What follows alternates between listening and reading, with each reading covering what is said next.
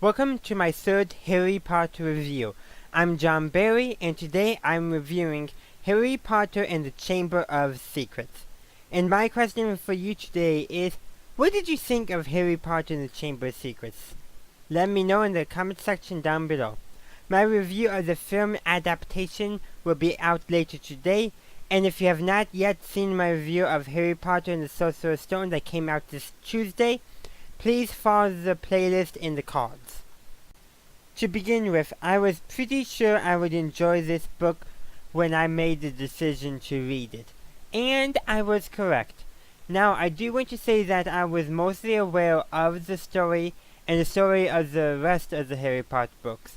Therefore, I did not feel any real suspense as a reader who would have never previously heard of the story in Harry Potter.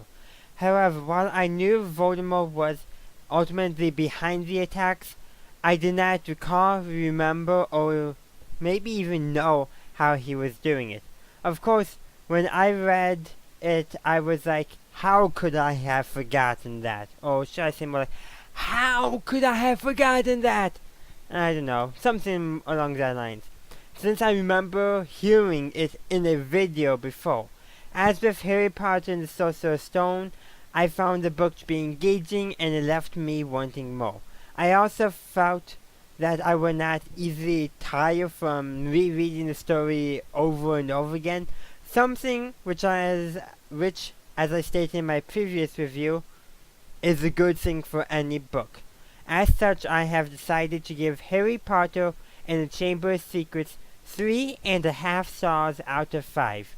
I would have given it 4 stars if I was actually coming to the story fresh. Now let's go on to my other thoughts regarding Harry Potter and the Chamber of Secrets. So as I alluded to before, I have forgotten how Voldemort was behind the attacks at Hogwarts with the Basilisk and opening the Chamber of Secrets. I forgot how he managed to do that. Early on was suspecting Lockhart because I couldn't remember, even though I clearly in a video, it was either Seamus Gorman or Super Colin Brothers where they said how he was doing it, and I was like, and then when I read it, like, oh, how could I have forgotten that, as I stated earlier in my review. So I was like, oh, really, Jonathan? I suspected Lockhart. I even suspected Percy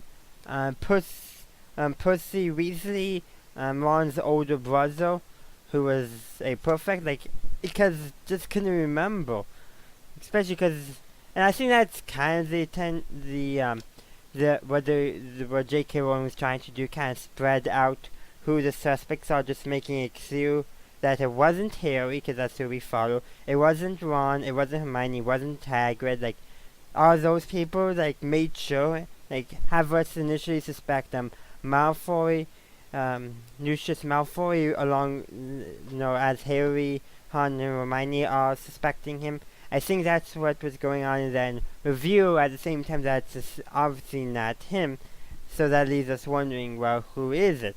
And of course, Voldemort, but how he was doing, how he essentially was basically taking control of Ginny Weasley's body for those periods of time when the attacks were occurring.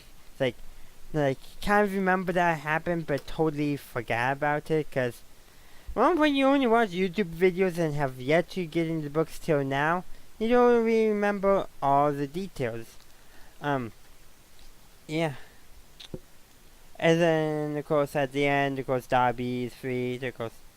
And that character, Dobby can be, in this book, he's annoying. It really kind of is.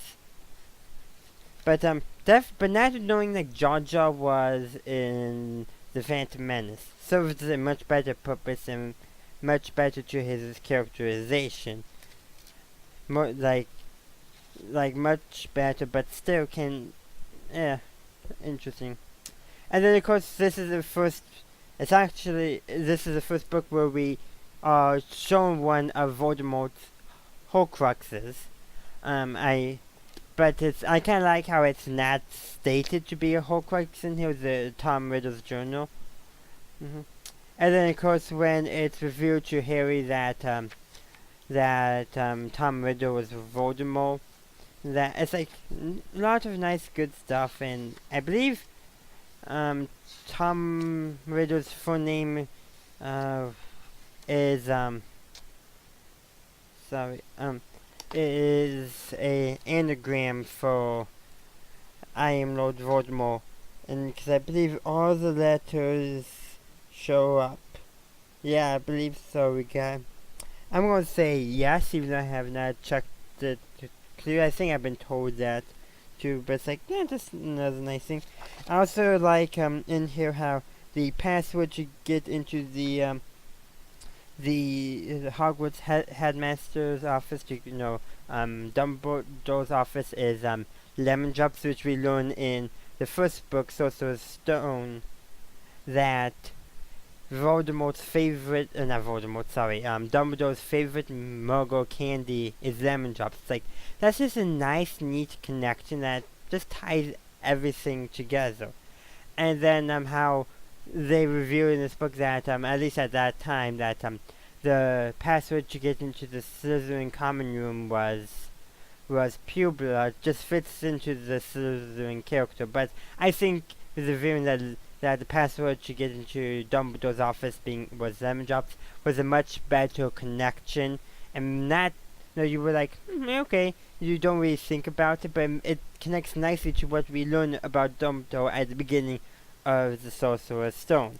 So that is, in my opinion, one nice connection, because it's nice, small, and since they've all established that many of the places in Hogwarts, the common rooms for each of the houses have passwords, the fact that the headmaster's office has a password makes sense, and probably most people may not give it a second thought, but you learn more about it maybe not later, but it's like when you remember that from the beginning of the Sorcerer's Stone, it's like it fits all together nicely. And then of course, and then how when Harry and Ron went into the Forbidden Forest, following the spiders, as it were, how they were essentially saved by Ron's father's car that he had charmed to fly. Like, just kind of a neat little thing there, and how I did not remember hearing about that at all, which I appreciated. It just kind of fits so neatly together. And I do also like how in the Chamber of Secrets they set up the fact that Azkaban as the Wizarding World's prison exists, how they set it up in Chamber of Secrets, and then the next book is being The Prisoner of Azkaban. I do like how that is set up. Probably if you read this book before Prisoner of Azkaban came out, you probably would not notice that connection until afterwards. But I do like that connection. Pretty good. So, that's actually really all I got to say. And, just the fact of connecting stuff together from different parts in the book, and maybe even before the book. I don't remember actually which book it was in. I think it might have been this book. They reference when Ron had to clean all the trophies in the Hogwarts trophy room, and that's where he his first glimpse of Tom Riddle, and he connects the dots later in this book. I don't know if he had to clean them in this book or in the Sorcerer's Stone. I honestly don't remember. But Lockhart, like an interesting character, and at the end he forgets everything that he claimed he ever did. It's like he kind of gets his comeuppance. And the question is, who's going to be the next professor for the Defense Against the Dark Arts at Hogwarts? Which I actually don't remember. I believe Snape is not it until the last book, or something getting closer to year 7. I honestly don't remember. There was that one I know that literally taught them too much stuff, but I can't remember it all. Because again, only by watching YouTube videos about Harry Potter have I learned about the Harry Potter universe. But I am glad that I have decided to read the book, and now I'm really learning about the world. And I am glad that I have decided to take this opportunity and actually do it. Thank you for watching my review of Harry Potter and the Chamber of Secrets. If you enjoyed it, please like the video and subscribe to my channel for future content.